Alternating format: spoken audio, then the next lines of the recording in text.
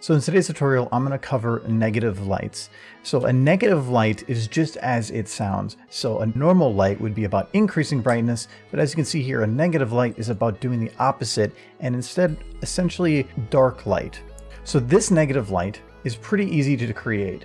So if you go into your, once you have your light selected, animation set editor over here, and right click intensity, we'll be able to remap some of these slider ranges, and you'll have to do this to allow a negative number. So if you go to remap slider ranges, you'll see here I already have it set to a 100 on the minimum. Most lights will default to 0 or off. So once you have that set to a negative, and do know that negative lights are very touchy, so you don't really need to jump up to like 1,000 or 10,000. Usually within 10 to 100 is about the most you'll need to go.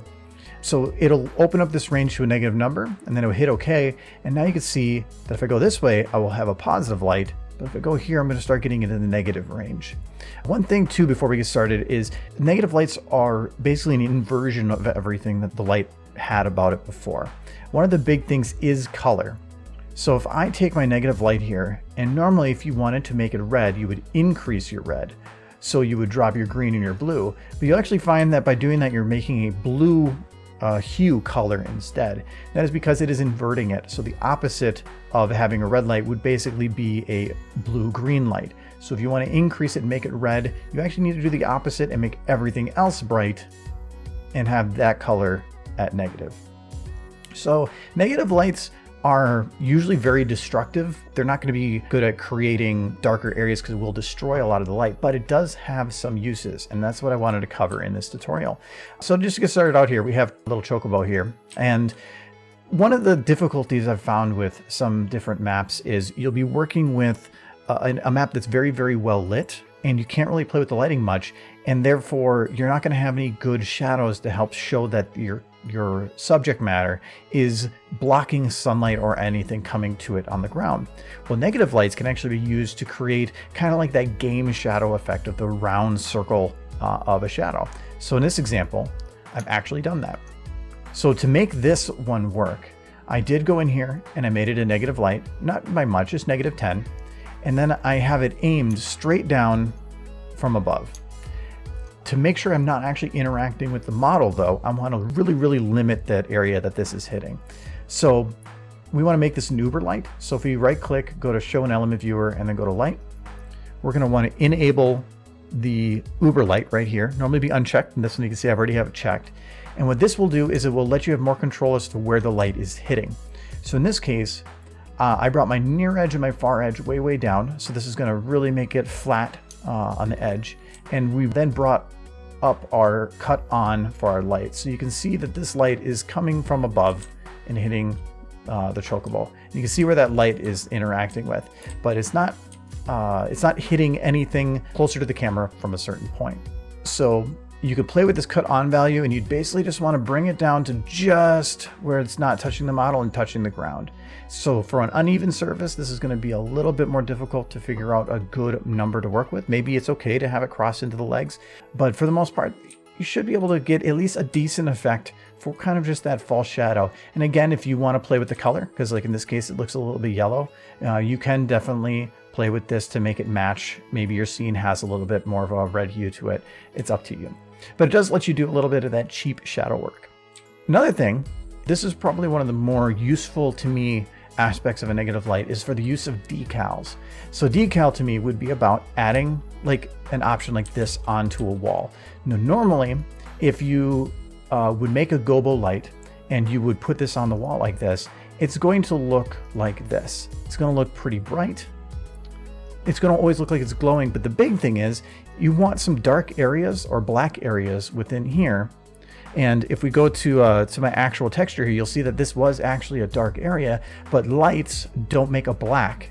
They instead treat it as no light at all. So in here, it looks hollow, but maybe you do want a black outline. So you can put these nice decals on a wall without having to like modify textures or just make them higher resolution than the actual model calls for. So what I did here was I made an inverted negative light. So if I actually move this back into positive, you'll see this is what the light actually looks like. And you can see here, this is what the actual texture will look like that I loaded in. And the reason I made it inverted is because a negative light has inverted colors. So I still kept the black background because the black is still treated as no light. That doesn't change with the negative light, but it will invert those colors. So an inversion of white is black. So in this case, when I go back to SFM here and I go into negative, you'll see it actually does show up as black. But then even the yellow looks a little muted. So we can go and actually top a normal light on top of this and play around with some of these values and get something that looks a lot more like a nice vibrant decal. So you can use them together, or you can just use a negative light on its own. It really is up to you. I actually really like using this for like a blood splatter effect on a model, which I'll actually get to in a sec, because just the amount of control that you have over it. You maybe don't want something that's luminescent. One of the other great uses for this is a simplified version of a bump map. And so if you don't know what a bump map is about creating a 3D look effect over a surface without actually having any actual detail to the model. So in this case, it would be about making it look like the lighting was actually coming into the surface, even though the surface itself does not actually have a divot. And that is actually doable. So in this case, I created this effect, and this effect was done using two different lights, one being a negative and one being a normal positive light. So here you can see I have just the normal positive light. These are all a white colored texture, and I just colored them red. And you can see that it's bright, but then that's not really going to give me the blood spray effect maybe that I would want. So I can then make it a negative light, and that actually looks like a much better blood spray effect if you wanted it as a flat layer. But if you wanted to give it depth, you can put the two together. So in this case, when I showed the second one, what I did was I slightly offset the bright from the dark. And by doing such, it essentially will create an artificial bump map. If you get really close, you can kind of see what's going on here. So here you have your light, and here you have your dark, and then where they interact would be where the normal color range would want to be for something. So the effect does kind of look a little less realistic when you get up close here, but from a distance, it actually works really well, and I have used this a few times. And the nice thing about this, and so you could design your whole texture to work like this, but you can actually then go in here and move this around and actually change the direction of that 3D effect. You can enhance it, you can change it, you can get rid of it depending on maybe the light in the room or something. It's not just for blood. So if I wanted to, I could even make this have like a little bit of a 3D effect to it. It's really up to you on it. I found it really useful for liquids to help save some time. The one big thing though is anytime you're going to be putting a negative light into a scene and you're going to import a texture of it, it's important that if it's not going to be black and white, which in this case, if I actually go to this light one and I get rid of the color, you'll see that it is actually white. If it's not going to be pure white that you can color in here, so in this case, like this yellow sign, you will need to invert the texture's color that you bring in. In this case, like I showed here, you'll want to have whatever the normal texture is inverted, but anything you still want to have invisible shown black. So that's just kind of a quick overview, just some different uses for negative lights that I feel like should be pretty useful for people. I do have a bunch of other tutorials on my channel. Feel free to check them out. I'll have them linked just, well, right now, maybe. So otherwise, have a good day and thanks for watching.